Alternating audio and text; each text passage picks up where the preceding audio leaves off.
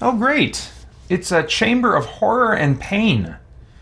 The room is a torture chamber. All characters gain one madness point. Oh my gosh. See madness in Four Against the Abyss. Okay, let's look that up. I do have that supplement here somewhere. Um, Here's what's funny though, this supplement, Caverns of Chaos, is listed as being for levels 3 to 6, but Four Against the Abyss, which they're pulling the rules for Madness from, is listed as characters levels 5 to 9. I only have one character at level 5, so I'm not sure if I'm ready for this Madness mechanic. We'll just kind of see how it goes, I guess. But let's see here. It's do they say what page? They don't say what page. So let's look up the Madness rules here. I've read this once before. It's just been a while. Okay, Madness. Certain events and encounters in the game may cause a character to gain Madness points. These are a measure of how supernatural encounters erode the character's sanity. A character who has accumulated one or more Madness points becomes suspicious of others. You may not move items or gold from that character to others. Interesting. In addition, if the character total Madness points are higher than his level, the character runs away in the dungeon, never to be seen again, carrying away all of his possessions. Okay, so my guy's, Eldorast is level 5. So he's doing let's see here. He's doing all right. Everyone, let's see if it's more than, did it say higher than his level? So we're still a good ways away. Wizards resist madness better than others due to their familiarity with the occult. Add 1 to the wizard's level for purposes of resisting madness. Interesting. For resisting madness. Oh, okay. For example, a 5th level wizard becomes insane when he gains 7 madness points. So you're adding 1 to your level as you count up toward the point of insanity. Hey, Greg Height. Thanks for jumping in the chat. Says hi, Leroy Jenkins. Okay, so everyone's got 1 madness point. I'm going to have to make a little space for them. The character sheets that I'm using, I do like. They're just user-created character sheets. But I need to make a spot for keeping track of madness for all of my guys here. So. Maybe what I'll do so I don't have to keep erasing is try to remember to do like Roman numeral style on here. Madness. Everybody's got a madness of 1. Jeez Louise. Let's see. It's going to be kind of cramped here. I'll clean this up later when I'm not trying to hold a camera and write at the same time. Handwriting's bad enough already. Okay, so they've each got their 1 madness. Great. What else? In the Chamber of Horror and Pain. We got a save versus level 7 Fear. Or be at -1 on all defense rolls until a blessing spell is cast. 1 blessing per affected character. Or until that character breaks the curse by rolling an explosive die result at any chaos monster. Any creature from this book or having the word chaos in its name. Crap. I'm going to rule that for this dungeon, that could be in any encounter. I'm not using the chaos monsters here because I don't have cards for them. So I just tried to pick the monsters that I had cards for that had the most chaotic vibe. I think before I stream this again, I want to look for a way to have a non-expensive, because I don't want to keep buying a bunch of these cards, but have a non-expensive way to kind of visually represent the monsters that I'm facing, and hopefully avoid any entanglements with copyright and stuff, and fall within fair use. So I'll have to do some research and some creative thinking for how I want to do content for this game in the future, because I do want to get a lot more monster variety into the Four Against Darkness content I'm making. Okay, so let's do those save rolls versus level 7 Fear. Jeez Louise. Okay. So, or what happens? They get -1 on all defense rolls. At least it's not attack. Okay. So Dwarf. Yep, nope. So he's got -1. Let me see here. So I'll just put a little -1 for now on his character sheet. The cleric and the wizard both get a +1 on this roll. Yeah. But that's not going to help the cleric. So he's got a -1 also on his defense. That sucks. How about the rogue?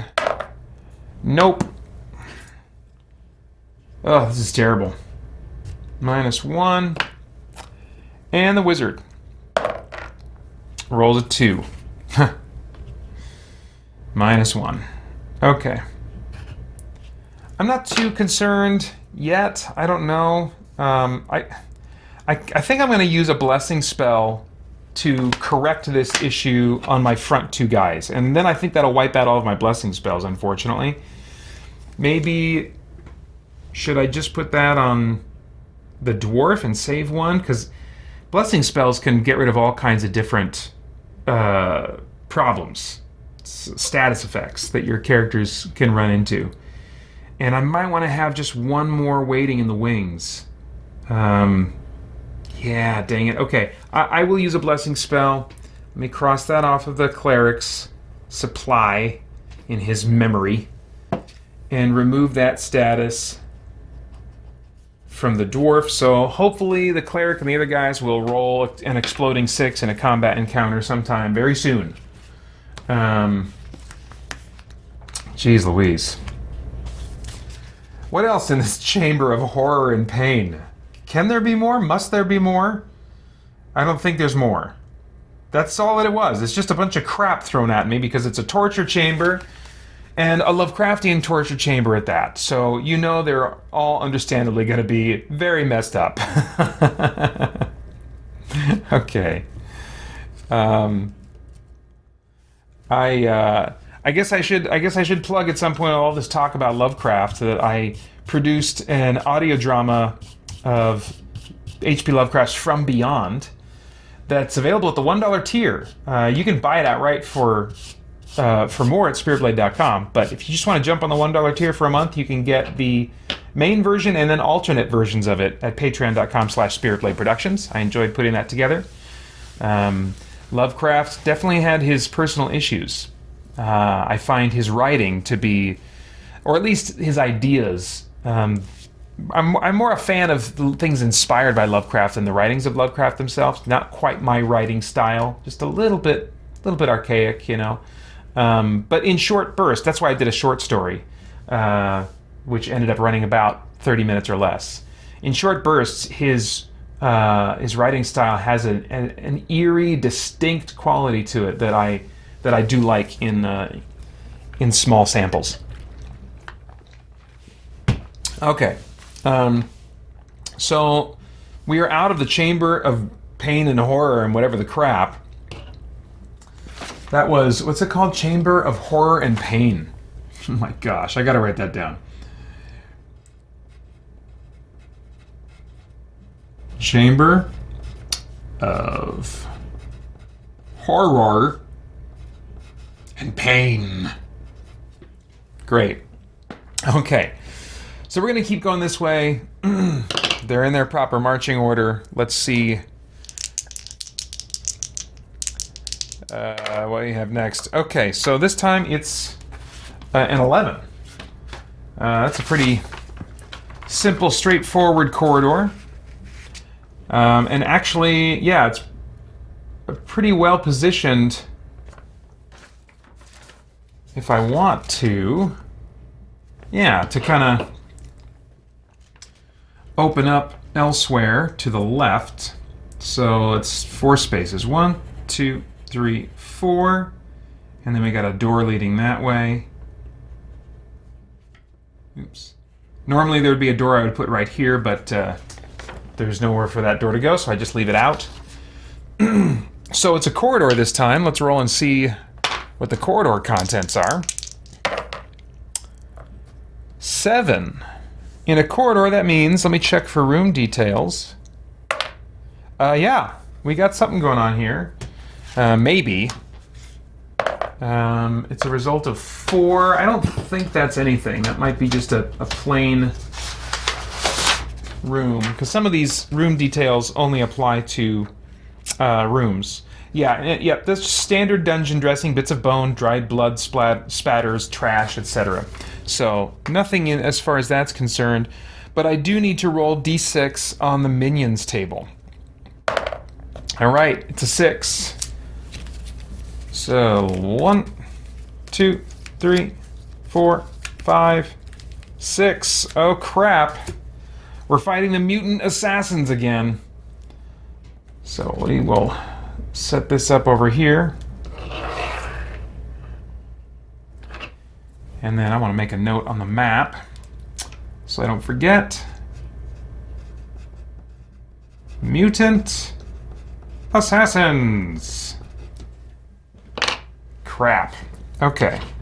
So this is my 9th group of minions, getting really close to that roll to upgrade a character. I have not been running into any bosses. That's been pretty interesting. Or weird monsters, for that matter. A lot of the minions have certainly been dominating, I feel like.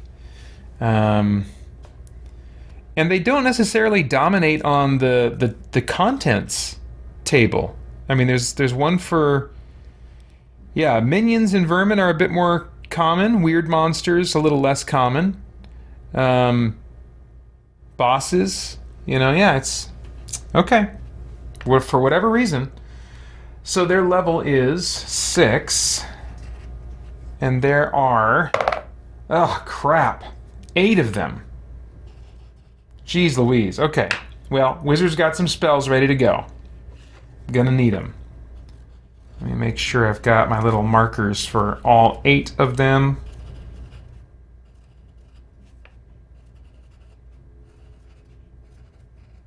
Okay. All right. 1, 2, 3, 4, 5. Yeah, okay. All right, so this is not a surprise attack, I'm pretty sure. They each get 1 attack. I get to roll on the treasure table. That's nice. Oh, these are interesting. These are chaos creatures. So they would fall into, even if I hadn't said it counts for every monster. It would definitely count for these. They have a 1 in 6 chance of surprise, so we better check on that. Please don't surprise my dudes. Please don't. They got to roll a 6 here. Okay, they got a 1. No surprise. If any hero... Oh yeah, this is... Ugh. If any hero dies in combat with them, one mutant will use its next action to resurrect the hero as another mutant assassin of the same level as the others. If at least one dead hero joins them, the mutant assassins will fight to the death, ignoring any morale rolls. Slain heroes may be resurrected only if a blessing is used before the end of the adventure. So see, this would be why I'd want to have a blessing ready to go. They're always going to fight, so no point in testing reactions. It's just time to get in it. Thankfully, we get the first shot. So let's make it a good one, team. Dwarf. Here we go. 4, that's not bad, plus his level, plus 1, that's a total of 9. So with their level of 6, that definitely takes one of them out. Okay. It's an adequate start, but come on. There's 8 of these guys. Well, 7 now. Cleric. Here we go. 5, 6, 7. So that takes out one of them. Nice. Good work, Cleric. Rogue and Wizard, they're just getting their stuff ready. So now we cycle back to the Mutant Assassins. The first round, they can only attack the dudes up front. So that's how many of them? 3, 6 of them. So I just divide it up evenly. So we'll start with 3 coming at the dwarf. Jeez Louise. So one of those is a critical fail. One of those, these guys are level 6. Oh, crap. All 3 of them get through. So that brings them down to 0, which means I need to immediately drink one of my healing potions. Which thankfully brings him back up to full health instantly. He's got one more of those. I would have preferred to use a healing spell. Dang it, I really should have done that. I gotta remember to do that in between combat encounters to like check and see how everybody's doing and heal up. Man, that's freaking basic in video game RPGs. All right, let's see here. Now we got to defend for the cleric. Yikes! One critical fail. One defend, so that's good. One, not only a defense, but an exploding 6. And so I don't need to re-roll it to defend, but I get to remove the -1 to my defense. Oh, let me make sure I factor that in with the other. Let's see, the 5. D6 said be +3. Yeah, it still would have defended. Okay. All right. So now, I really want to take these guys out because next round they can attack all 4 of my party members with whatever are left, and there are plenty left. So I think Eldoras is probably going to be using a spell this round. Let's start with the dwarf. Let's see what you got, dwarf. Come on now.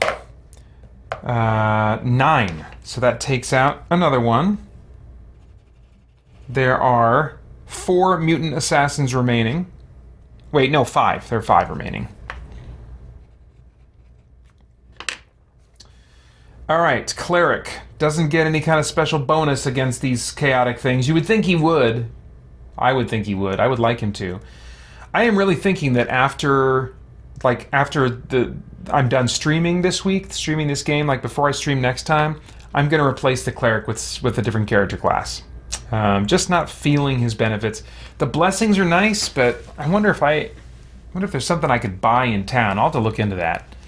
But I'm just not thematically into the cleric. If he felt necessary to bring along as I was starting this game and learning it, but I think at this point I'm ready to swap him out for something else. Maybe create that Monster Hunter class that I've always wanted to spend some time coming up with for this game. I was doing a lot of blabbing there and I totally lost my train of thought. Oh yeah, he defended. Did he take 1 hit? I think he did take 1 hit. So let me drop his health down 1. Okay, and then he rolled that awesome exploding 6, got rid of the defense deal, and now we're back to the hero's turn. Wait, did he just attack or did he? I feel like we already were in the middle of the hero's turn. I don't think he lost. Did he attack just now? Has he attacked yet? I'm totally lost. We're just gonna skip the cleric's turn. I can't handle it.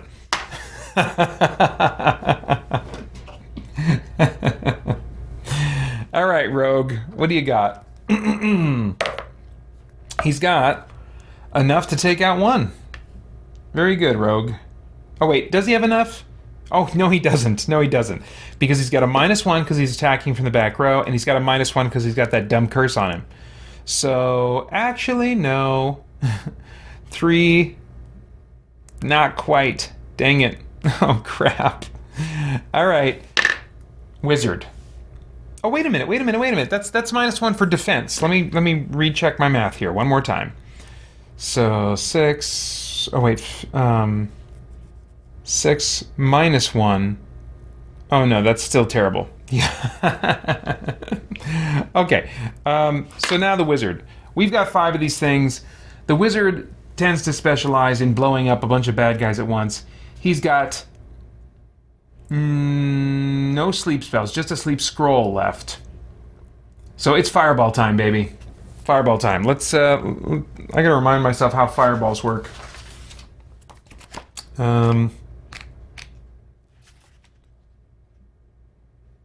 Let's see. This spell works like an attack roll. The wizard adds his level to the roll. Fireball does not affect dragons, but it does affect zombie dragons. Used against minions, Fireball slays a number of creatures equal to the wizard's die roll minus the level of the minions. Okay, so their level is 6. And I'm going to roll a d6 and add my level to it. Okay? So here we go. Come on, wizard. Come on now. Okay, so his total is 8. Their level is 6. Difference is 2, which means the fireball takes out 2. That sucks a bit. I was hoping for something a little more spectacular because the fireball spell automatically at least takes out 1 minion. If at least one dead hero joins them, the mutant assassins will fight to the death, ignoring any morale rolls. Well, no one's joined them yet, so at this point, I do make a morale roll for them. And I'm really wanting a 1 through 3 at this point. I get it with a 2. Nice. So, the mutant assassins realize that they are overmatched by the forefront of the Eldorastian Empire. And I get to roll on the treasure table. So that's nice. 2, which is not going to be anything super special, I don't think. In fact, I think it's just like 2d6. Yeah, 2d6 gold. All right, so that's 7 gold. Ugh. Come on, man. Come on. So brings me up to 73 in coinage. Alright, so we made a note that we fought the mutant assassins, right? So now we're continuing onward and downward. Boy, there's a decent chance that I'll be able to reconnect this with the front here. And I don't think there's more places to explore here. I could be getting pretty close to uncovering the final room. I'm going to go down for now and see what might be revealed that way. 62. Okay, so a nice open corridor.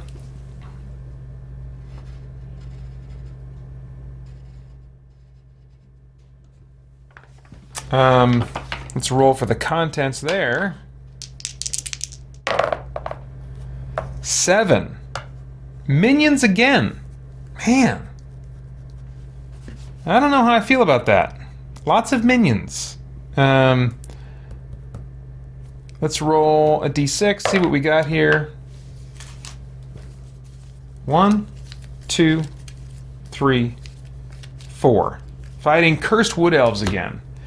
I might want to adjust this table somehow. I think that statistically you are more likely on 2d6 to kind of roll within the middle ground range. I could be wrong about that. But man, I feel like I'm running into minions a lot. Especially given how many enemies I've fought so far. But that's okay. I'm taking other measures to... I mean, if I was just rolling on a literal table, like the game is designed for you, there's a table for monsters that you roll on, then I could be really running into the same monsters again and again. But what I'm doing is, every time I flip through according to the number I roll, the minions deck, whatever I fight, I put in a discard pile. And so I make sure that I get through all the minions in my minions deck once before reshuffling them and going back. And I'm doing that again here now. So that at least is resulting in the widest variety. But before I started doing that, I really noticed kind of a frustrating lack of variety there's a lot of potential for when you're just using the table, especially when you just have the base game and then you're just using that same monster table, whereas I am creating a new table every time, a custom table as it were, by using a deck system instead. But this game is, like, I think, really well known for just how people tinker with it. I mean, even the game itself keeps releasing these expansions that you can incorporate into the game that will modify, that will add content, different things like that. So it's a very modular, customizable game, and that's one of the things that I really love about it. It's a really special game. There's nothing else that I can think of that's quite like this one. There's a lot of games that you can find, tabletop games, that are clearly inspired by, say, Hero Quest, where you've got a group of protagonists and probably one character managing the antagonists, or more popularly today, you'll have some kind of automated system, but you've got a group of protagonists that are going through an area, fighting monsters, and gaining things that will help them upgrade, you know. But that's almost always on a table with tiles that they're moving around on, and with combat mechanics that they tend to lean into the tactics of the combat, where this game doesn't, but finds ways to keep the theming really rich and interesting. I was thinking about that, kind of comparing this to HeroQuest, thinking on day 2, whether do I want to continue with HeroQuest on day 2, given that I finished quicker than I thought I would. And I was like, no, I personally don't, because I think there's just not as much of thematic interest going on in the mechanics of HeroQuest compared to 4 Against Darkness, although I consider them both of about the same level of complexity. 4 Against Darkness it can feel complex when you're first learning it because the rule book is organized in a really strange way that I can't wrap my head around, and I think any 4 Against Darkness player is likely to tell you the same thing. But once you know the rules, it's actually not a complex game at all. It's very simple, very simple. Anyway, so let's do this encounter with the Cursed Wood Elves here. As a reminder, goody, this is my 10th minion encounter, which means after this encounter, if I don't forget, I get to roll to see if one of my guys will level up. That'd be cool. So, Cursed Wood Elves. And they are level 7, so they're no joke. How many are there? Oh, crap. There are 9 of them. Oh my gosh. Let's see here. 1, 2, 3, 4, 5, 6, 7, 8, 9. If you're wondering what I'm doing, I'll show you here. I haven't put the camera on this in a while, but this is another user-created thing that's really helpful. It's just a tracker sheet for the monsters that you run into, so that you can keep track of how many there have been, so that you can know when to roll that experience number. You can keep track of their levels, since that's really relevant to different roles in combat. And the number of them is 9. And so if this is a weird monster or a boss, these little notches here, slots here, would represent their health. But in this case, it represents how many of them there are. So whenever one of them dies, I just fill in the middle and I can keep track. And then I'm additionally going to, let's see, 1, 2, 3, 4, just past the halfway point, going to put a little mark there so that I remember when to have them do their morale roll. So that's the little bookkeeping I'm doing off camera when I first set up a combat encounter. Alright, so this is not a surprise attack? No, it's not. Let me mark on the map here, though. Cursed Wood Elves. Alright. Not a surprise attack, which means I get to attack the first round. My guys in the back are putting their stuff down and getting ready. Guys up front gonna take a shot, starting with the dwarf. Still no bonus against these guys in particular. He rolls a 6, so that explodes. Roll again.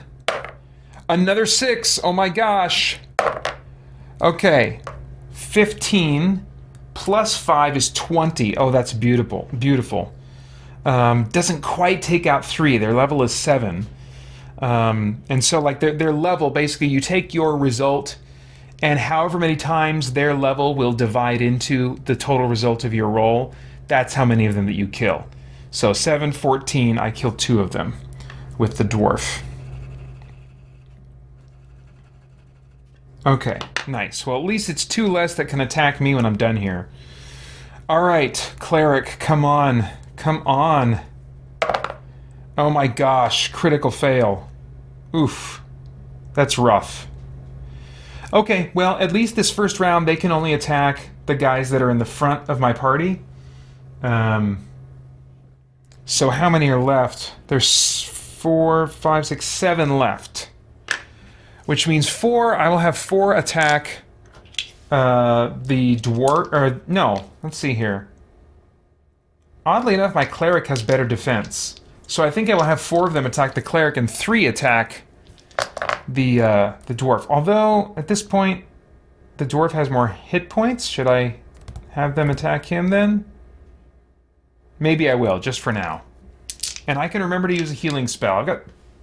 We got 2 of them left. And we've got to be getting fairly close to the end of the dungeon here. So, okay, 4 against the dwarf here. Oh my gosh. 3 critical failures. That really sucks. 1 successful defense. So he takes 3 hits. Instantly drops down to 6 out of 9 health. Gross. Alright. Now 3 attacking the cleric.